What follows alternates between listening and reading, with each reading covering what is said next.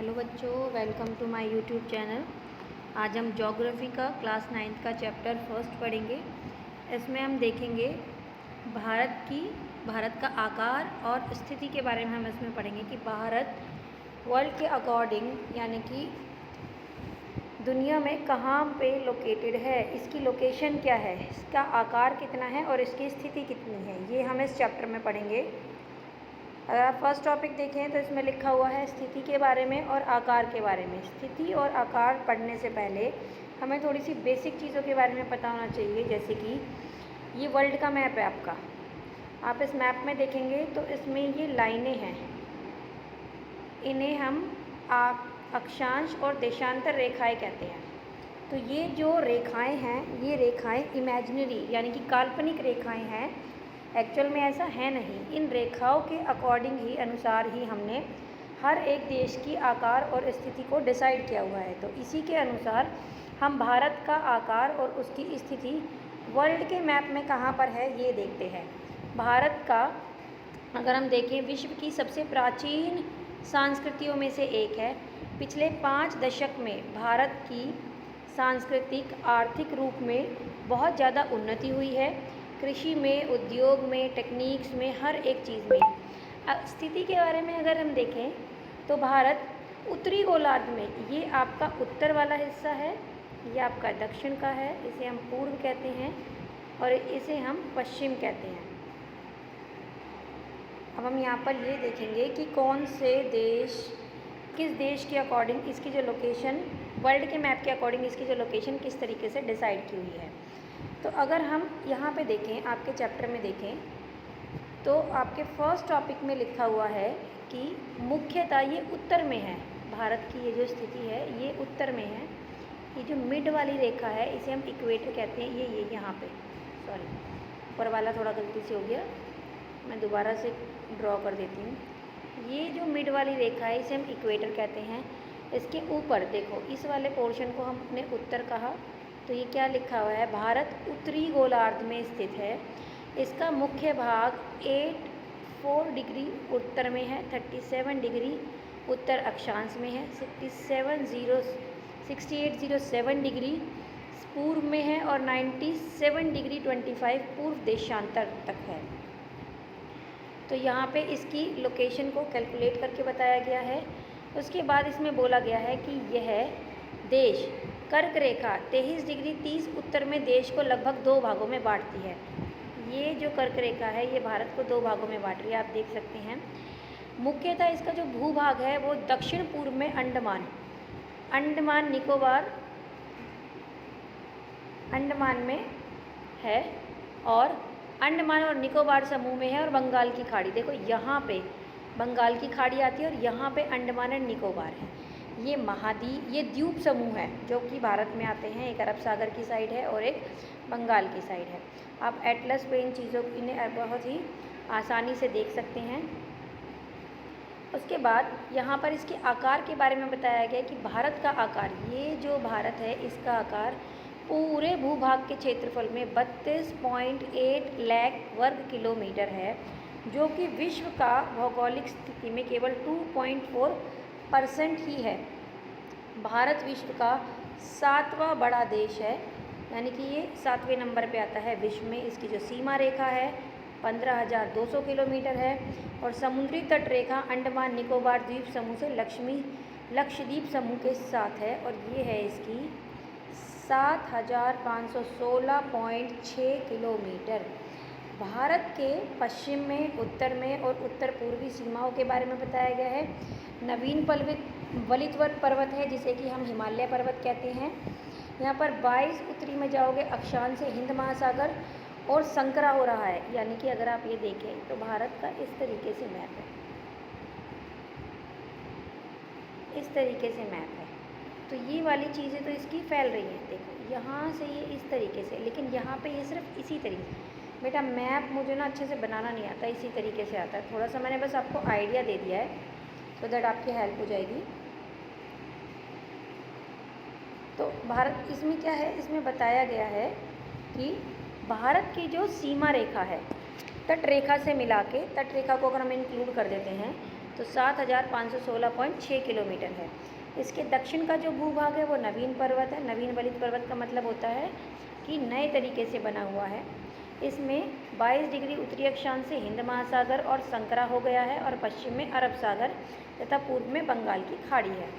आप देखेंगे कि अक्षांश और देशांतर रेखाएं विस्तार लगभग 30 डिग्री तक फैला हुआ है। पूर्व से पश्चिम में, ये आपका मैप है, यह हमें दिखा रहा है, पूर्व से पश्चिम में देखिए यहाँ पे ये इस तरीके से विस्तृत हो रहा है, लेकिन यहाँ पे ये इतना ही ख़त्म हो रहा है। ये आपका पूर्व का हिस्सा है, ये आपका पश्चिम का हिस्सा है, इसे हम उत्तर बोलते हैं,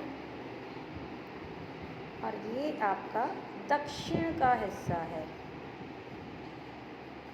तो इस तरीके से ये हेल्प करता है आपको समझने में भारत की लोकेशन क्या है, कहाँ पर कितनी है। अगर हम गुजरात से अरुणाचल प्रदेश तक देखें, ये हमारा है गुजरात और ये हमारा है अरुणाचल प्रदेश। अगर हम यहाँ से यहाँ तक देखें तो इसमें क्या बताया गया है कि 2 घंटे का अंतर आता है। अब यहाँ पे टाइम कहाँ से आ गया, अभी तो हम लोकेशंस के बारे में पढ़ रहे हैं। तो देखिए हमें लोकेशन के बारे में भी जानने से पहले टाइम के बारे में जानना होगा। टाइम, समय रेखा कैसे बनती है। देखिए ये हमारा ग्लोब है, इसमें ये रेखाएं होती हैं जिसे हम लॉन्गिट्यूड कहते हैं इंग्लिश में। लॉन्गी मतलब लंबी रेखाएं। ये 90 डिग्री, 90 ही रेखाएं इधर होती हैं और 90 ही रेखा इधर होती हैं। एक रेखा 1 डिग्री के बराबर होती है और 1 डिग्री 4 मिनट के बराबर होती है। ठीक, मैं इरेज करके दोबारा से आपको समझा देती हूँ। एक रेखा 1 डिग्री के बराबर और 1 डिग्री 4 मिनट के बराबर होती है। मतलब अगर हम इसमें 10 रेखा, ये मिड वाली लाइन है, ये मिड वाली लाइन है यहाँ पर,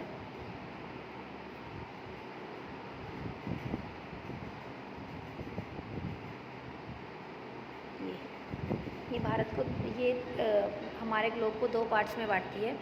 ये मिड रेखा जो है इसे हम GMT कहते हैं, ग्रीनविच मेरिडियन टाइम। तो यहाँ पे अगर हम इधर की साइड जाते हैं तो हमारा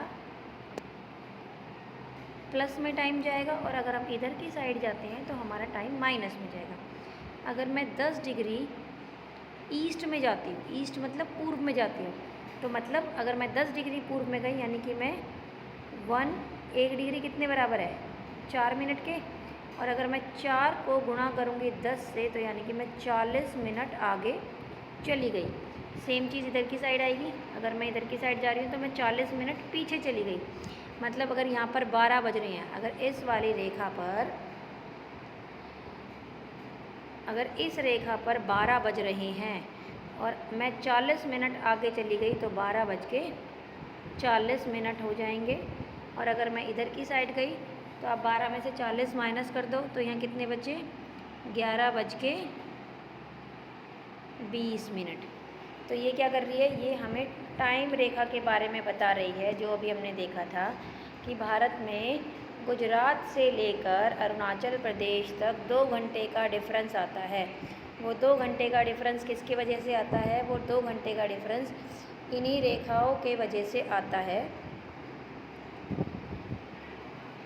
क्योंकि भारत में जो रेखाएं हैं वो अरुणाचल प्रदेश और गुजरात के बीच में जितनी भी रेखाएं हैं वो 2 घंटे के डिस्टेंस को बढ़ा रही हैं। तो भारत ने अपना मानक समय रेखा डिसाइड करी, जो कि उत्तर प्रदेश में मिर्ज़ापुर से होकर गुजरती है, और उस रेखा पर जो समय निर्धारित किया गया है वही समय पूरे भारत में माना जाएगा। अब भारत और विश्व के बारे में देखते हैं, भारत और विश्व का क्या कनेक्शन है।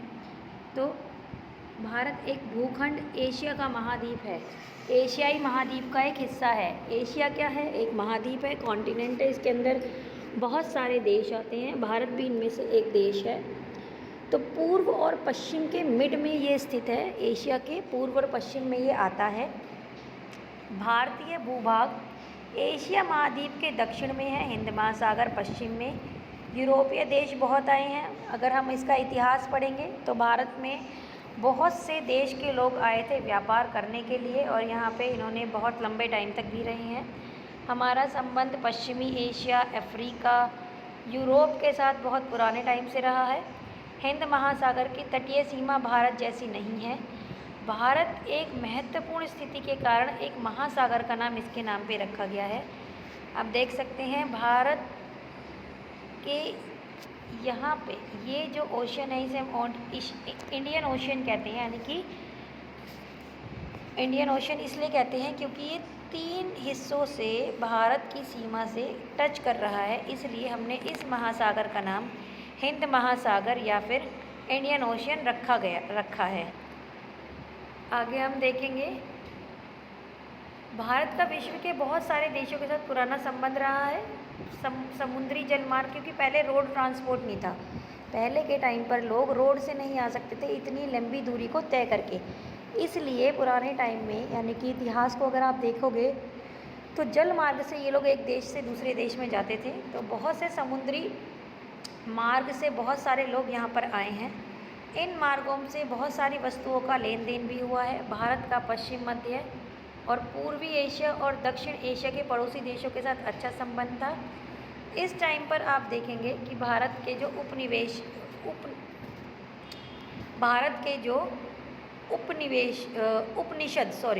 उपनिषद के बारे में, जैसे कि रामायण, पंचतंत्र की कहानियों के बारे में भी आपने सुना होगा। भारत का मसाले बड़े अच्छे थे और यहाँ का कॉटन का फैब्रिक, जिसे मलमल कहा गया है, कपड़े का व्यापार यहाँ दूसरे देशों के साथ होता था और ये स्थापत्य की कला में भी बहुत ही फेमस था। भारत के उसके पड़ोसी देशों के साथ अच्छे संबंध थे। पड़ोसी देश आज के टाइम पे भारत में आप देखोगे तो 28 राज्य तो और 8 केंद्र शासित देश हैं, लेकिन पहले के समय में इतने नहीं थे। भारत के जो पड़ोसी देश हैं उनमें 2 द्वीप समूह भी आते हैं, जिसे श्रीलंका और मालदीव्स कहते हैं।